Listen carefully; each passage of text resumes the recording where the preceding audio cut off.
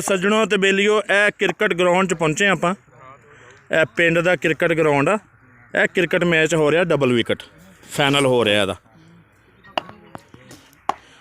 देसी माहौल वो पुरानियां गल्लां गुल्ली डंडा वांझू बांदर किला छक्का मारिया मुंडे ने ते सज्जन बेली है सारे देख रहे ने ते तुसी लाइव कवरेज भी इन्हां दी चलदी पई है ते तुसी इन्हां दी फेसबुक चैनल ते भी देखते सकते हो टाइगर क्लब तो। ते टाइगर क्लब के खिलाड़ी भी नज़र आए ने विच जिन्होंने टाइगर क्लब की बुनियाद रखी सी ना। निक्की भाई इंशाल्लाह किसी दिन निक्की भाई ना भी निक्कियां निक्कियां गल्लां करांगे इन्हां दा भी विलाज करांगे इंशाल्लाह। माना भाई यूट्यूबर डॉक्टर इफ्तिखार साहब भी नज़र आए ने।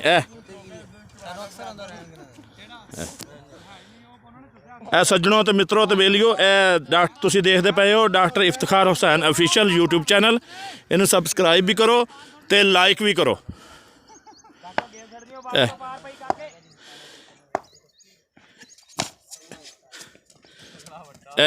एक ही स्कोर बन सकिया। दूसरा स्कोर बना लिया नट के।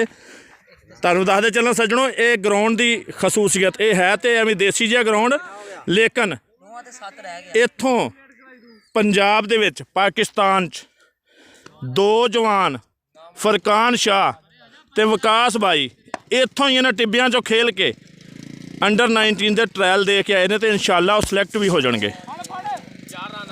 4 रन मारे ने 4 जिन्होंने चौका कहते हैं सज्जनों।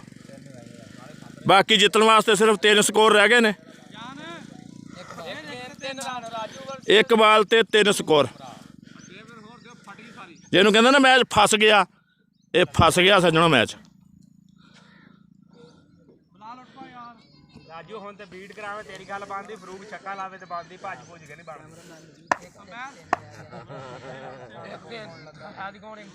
Back to back into the final मैनू ना एक भाई ने यूट्यूबर आबाद अली बादा ओदी भी आवाज़ आई है मैनू। बैठे ने मेरे सज्जन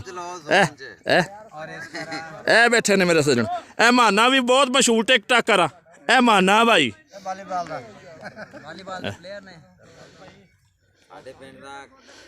तमाशाई ते ट्राफियां माड़ियां माड़ियां नज़र आ रही ने।